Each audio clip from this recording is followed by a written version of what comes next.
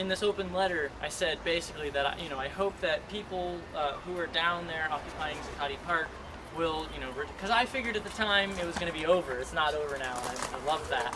But I figured it was going to last for like maybe a month, and then people would move on to other things. And I was hoping that as people came back, that they would run for office. And so I found myself now with the opportunity to take my own advice. And so yeah, it started out as a leading by example thing, and I've been documenting all of this with my video camera and all that, sharing it through my blog, and hopefully giving people an idea of how easy it is to run for office yourself and to advocate for your own interests and your own community's interests. Yeah, I mean, I hope that whether I win or lose, that as this campaign starts to bring people together, and we realize that we have a lot of the same struggles. I hope that we continue to work together, beyond November, and really building a movement for social justice. Tim DeChristopher is a favorite activist of mine. He has this speech that he gives about how when we're atomized, when we're separate, when we're individual, we're like fingers on a hand and we can be broken easily. But when we come together as a fist, we're strong. And so this fist in the air is not a symbol of violence, it's a symbol of community. It's a symbol of solidarity. It's a symbol of the power that we have as individuals coming together. Yeah, my campaign manager is going to talk a little bit about the campaign and what we've achieved so far. We're really just getting started right now, but in the spirit of that solidarity, I'd like to bring you folks up here to the soapbox and to talk about your own struggles. If we hear each other's stories, we can really realize that this is not something that just happened to you. I mean, this is system-wide, and there's things that we can do to change it. I'll go first. I don't have health care. I can't afford to have health care. I'm not looking forward to this new health care bill, which will mandate that I purchase health care. Right now, the only sort of health care that I can afford is catastrophic insurance, which the deductible on it is so high. The amount of money that I would have to pay out of pocket is so high. It's a lot like not having any insurance at all, except for I have to pay into it every month. And I think that that's not okay. I think private insurance is a flawed model with perverse incentive. The less care that they pay for, the more money that they get to keep. I've held a lot of jobs where they bring you just below full-time employment, or they put you at full-time employment or above, but you're a seasonal hire. My last job was as a seasonal hire. I was hired for a little over a year, but it was split between 2 fiscal years, and I was a seasonal hire, and I had absolutely no benefits whatsoever. If something had happened to me, I would have been paying completely out of pocket. My grandmother has catastrophic insurance. She only just recently qualified for Medicare, and so now when she gets, when she has an illness, she is able to see a doctor. But previously, she had to pay pretty much entirely out of pocket. She had a blood clot in her leg, and she almost had a stroke because of it. And she's still now. I mean, she qualifies for Medicare now, but she's still paying off that medical debt. And medical debt is the #1 cause of homelessness in the United States. Yeah, if someone else wants to come up and talk about a medical story. Sure. So I've never gotten health care from any job I've had, but I've been paying out of pocket to have health care because it's something that, but I pay at a really high deductible as well. But I figure like, oh, I'll be as healthy as possible, but it's still like a big part of my percentage of money that I spend throughout my paycheck, I guess it would be. And I'm very familiar with many people that I know that if anything does happen to them, including my brother and friends, even though they have jobs, they don't necessarily get medical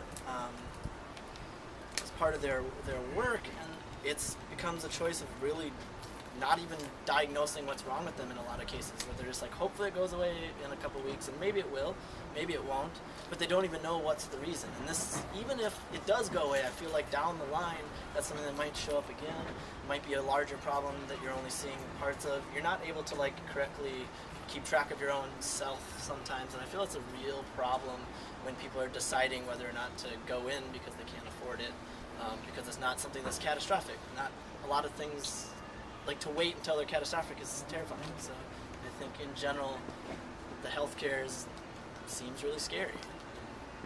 Something that I think there's a lot of problems with. Yeah, Rob, do you want to? Thanks for sharing, Will. Oh. So my name is Rob. Live here in Portland. I'm an organizer with Occupy Maine. Yeah, personally, I don't have any nightmare stories with healthcare myself, and in part that's because I'm 25 now, and because it was extended, I'm still on my family's plan. And I think sometimes people in this situation say, oh, it's not my problem. And so the people who have the power to change things, it's not in their interest to change things, and they don't know about it, and so they don't change things. And then the people who could change, who know how desperately things need to change, have no power to change them. And as I keep my eyes open, I hear stories. There's a young family that lives over there with a daughter who was born with a defective kidney. And they just got out of the hospital a couple days ago. The father transplanted his kidney into his daughter, which is an incredibly painful, risky, difficult undertaking. He's a stonemason. He has to miss several months of work to do this, and on top of it, they have a fucking bill, right? Mm-hmm. This shit's broken. And so I wanted to share that story, and I also want to say that, you know, the word healthcare has got two parts, right? Health and care. And so that's, right now we aren't that healthy as a community and as a society. And the people with the power to do anything about it, they don't care. They don't care.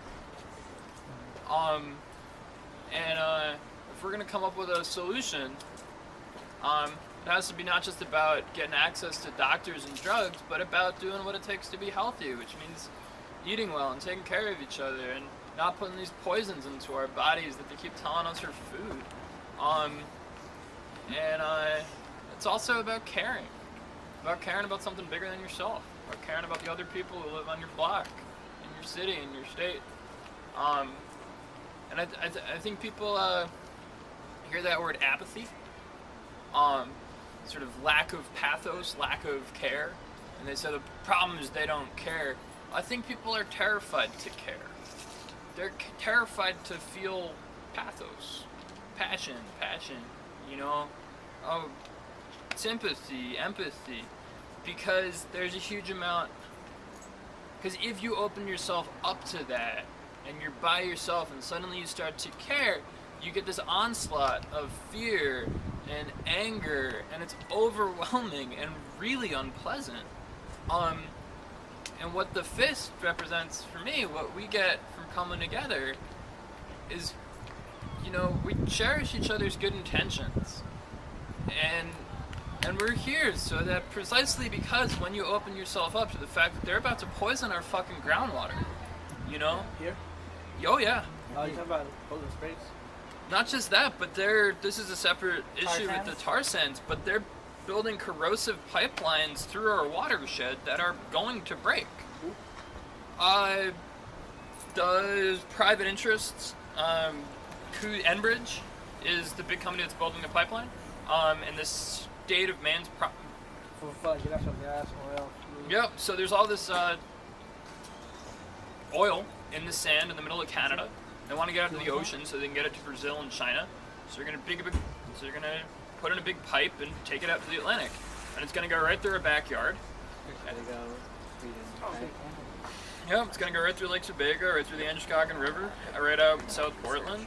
And the pipe that they're doing it in 60 years old, it's gonna break. So why can't they just use new pipes? That's very expensive. It's very incredibly expensive. expensive. Because an oil executive would have to take a 5% pay cut in order to put a new, God forbid. pipe, No. essentially. God That's forbid. why. No, No. actually, probably a 1/10 of 1%. That's what it breaks down. Oh to. my God! Sorry for interrupting. Oh yeah, no, I'm Poor I'm oil done. executives. Right. But It's cheaper to poison us all. yeah, and when we open ourselves up to feeling this anger and this fear, it's difficult, and that's why we're as a community.